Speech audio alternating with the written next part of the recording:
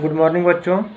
आज आपकी social science वाली क्लास में मैं बताऊंगा डेमोक्रेसी, जो कि आपका द गवर्नमेंट्स में आगे का टॉपिक है। डेमोक्रेसी मतलब कि लोकतंत्र। डेमोक्रेसी का मतलब हो गया लोकतंत्र, मतलब कि जनता का शासन। जनता का शासन मतलब कि जहाँ जनता ही शासन करती है। इसका मतलब हुआ कि लोकतंत्र में हम वोटिंग करते हैं और अपनी सरकार खुद चुनते हैं। तो लोकतंत्र का सबसे बड़ा एडवांटेज यही है कि जिस देश में लोकतंत्र अगर चल रहा हो, लोकतंत्र से शासन वहाँ का चल रहा हो, तो वहाँ जनता जो है खुद अपनी सरकार खुद चुनती है। कैसे? वोट दे करके। अपनी सरकार वो वोट दे करके चुनती है कि हाँ, मैं इसकी सरकार लाना चाहता हूँ, और वो उनको वोट दे देता है। तो इसी क्रम में मैं आपको बताऊँगा डेमोक्रेसी। डेमोक्रेसी जो है आपका दो तरह का होता है। कौन कौन? सबसे पहला हो गया, एक हो गया रिप्रेजेंटेटिव। डेमोक्रेसी में हो गया, सबसे पहला हो गया आपका रिप्रेजेंटेटिव, और दूसरा हो गया आपका डायरेक्ट डेमोक्रेसी और रिप्रेजेंटेटिव डेमोक्रेसी। तो डेमोक्रेसी कितने प्रकार के हो गए? दो प्रकार के। कौन कौन? डायरेक्ट और रिप्रेजेंटेटिव। तो अब मैं आपको बताऊंगा दोनों जो दो तरह के फॉर्म्स हैं डेमोक्रेसी में भी, उनको मैं आगे विस्तार से बताऊंगा। लोग ध्यान से सुनिएगा। अगर डायरेक्ट डेमोक्रेसी की बात करें तो इसमें क्या होता है कि कोई भी फैसला अगर देश के लिए लेना हो या कोई भी फैसला करना हो, तो वहाँ एडल्ट जो होते हैं, जो वहाँ जिस देश में, अगर मान के चलिए कि कोई देश है, वहाँ डायरेक्ट डेमोक्रेसी चल रही है और वहाँ किसी चीज़ को लेकर फैसला करना है, तो वहाँ क्या होगा कि जो देश में एडल्ट मतलब युवा जो रह रहे हैं, वो सीधा वोट देंगे और उसी से फैसला होता है कि ये चीज़ें रहेंगी, या जिस नियम के बारे में बात हो रही होगी या जिन चीज़ों के बारे में बात हो रही होगी, वो रहेंगी या नहीं रहेंगी। कैसे? वो जनता सीधे वोट करती है। और जो डायरेक्ट डेमोक्रेसी है, ये किस तरह के देशों में लागू होती है, ये किस तरह के देशों में चल रही होती हैं? जिस देश की जनसंख्या कम होती है, जिस देश की जनसंख्या कम होती है, वहाँ डायरेक्ट डेमोक्रेसी सक्रिय रहती है। और आपको मैंने बताया डायरेक्ट डेमोक्रेसी का तरीका क्या है शासन करने का, कि वहाँ कोई भी इशू है या कोई भी टॉपिक है, अगर उस पर कोई फैसला लेना है तो वो जनता उस पर वोट करती है। डायरेक्ट डेमोक्रेसी ये हो गया। अब आपको बताऊंगा मैं रिप्रेजेंटेटिव डेमोक्रेसी के बारे में।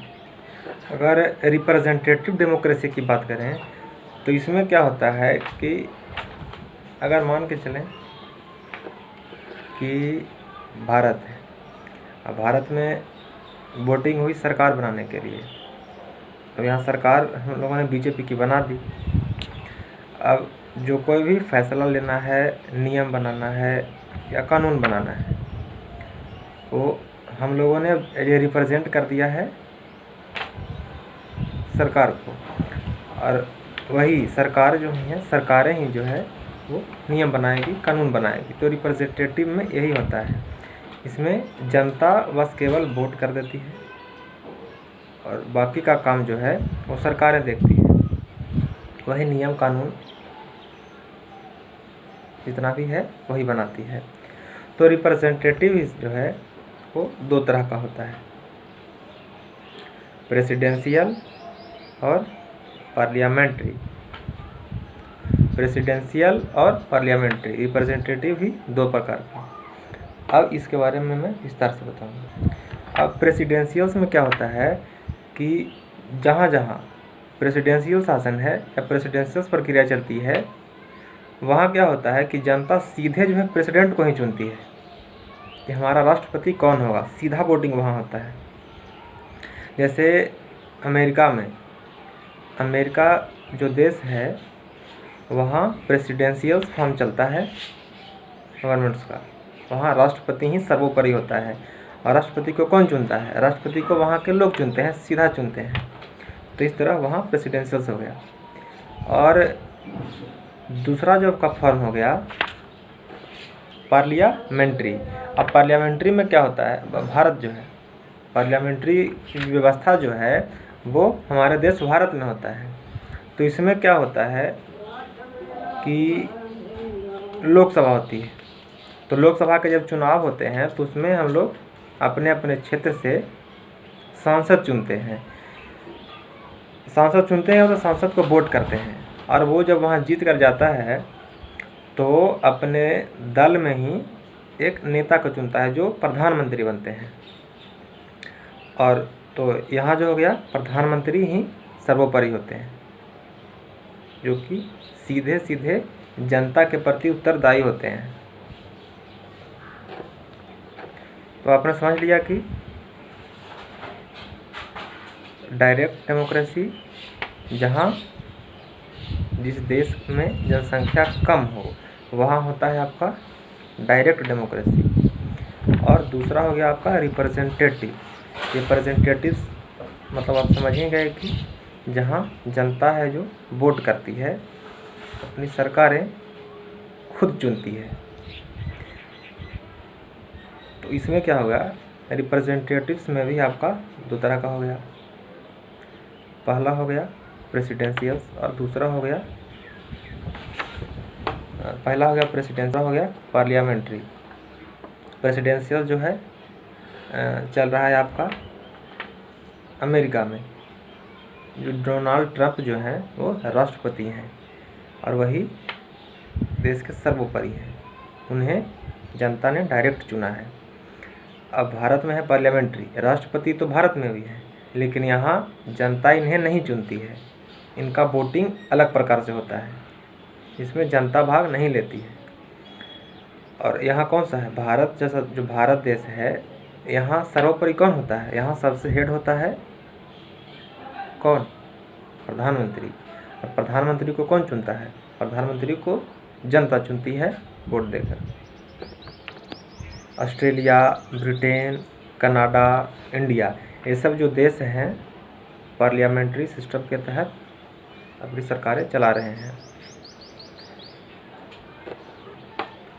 अब आपको जाननी है एलिमेंट्स ऑफ डेमोक्रेसी, मतलब लोकतंत्र के तत्व। तो लोकतंत्र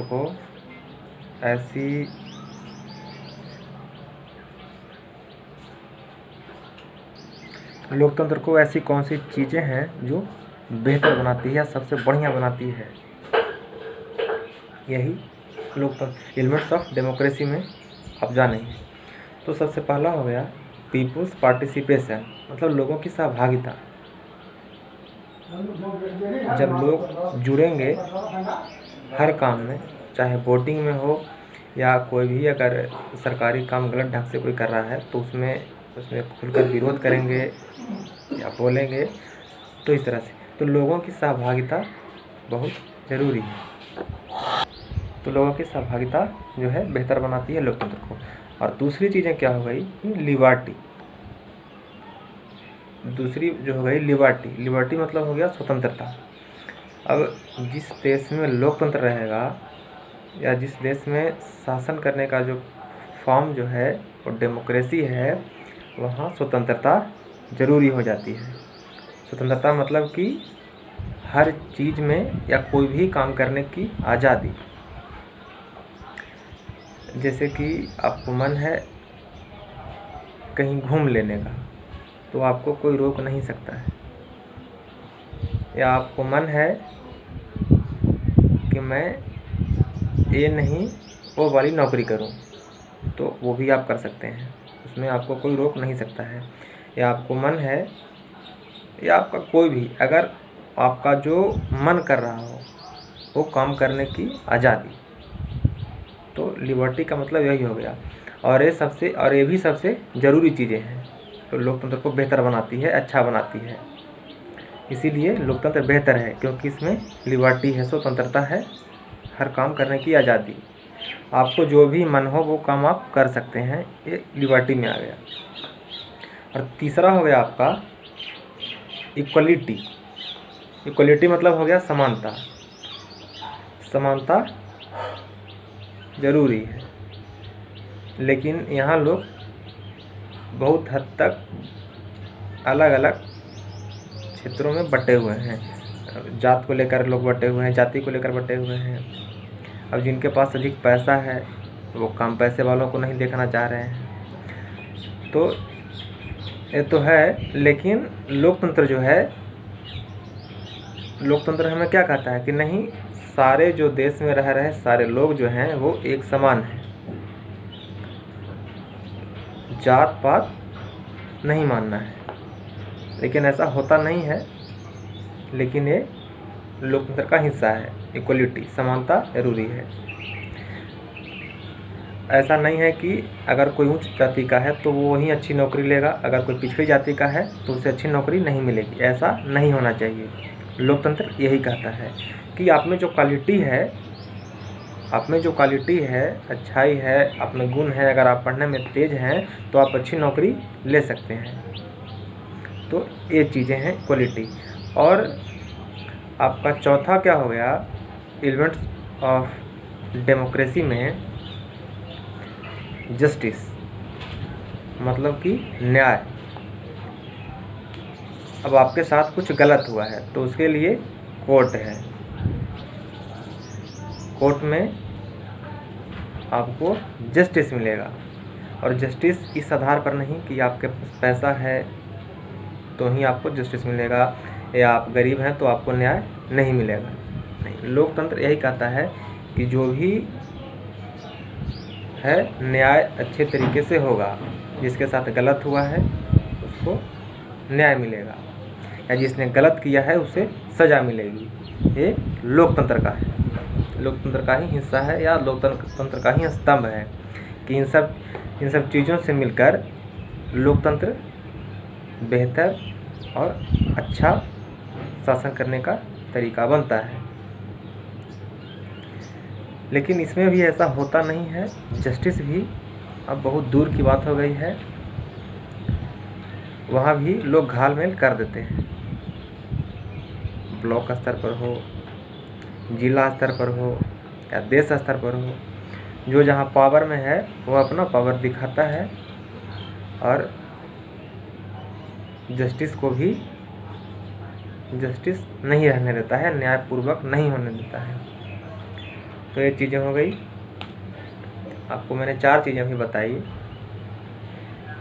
सबसे पहला हो गया पीपुल्स पार्टिसिपेशन, आपका दूसरा हो गया लिबर्टी, तीसरा हो गया आपका इक्वलिटी मतलब समानता, और चौथा हो गया जस्टिस। तो ये 4 चीज़ें जो है लोकतंत्र का एलिमेंट्स है, लोकतंत्र के तत्व हैं। इनसे मिलकर ही लोकतंत्र बनता है। अगली वीडियो में आपका कॉन्स्टिट्यूशंस के साथ ही कॉन्स्टिट्यूशंस बताऊंगा, और उसके साथ ही आपका द डेमोक्रेसी वाला, द गवर्नेंस वाला जो आपका चैप्टर था वो समाप्त हो जाएगा।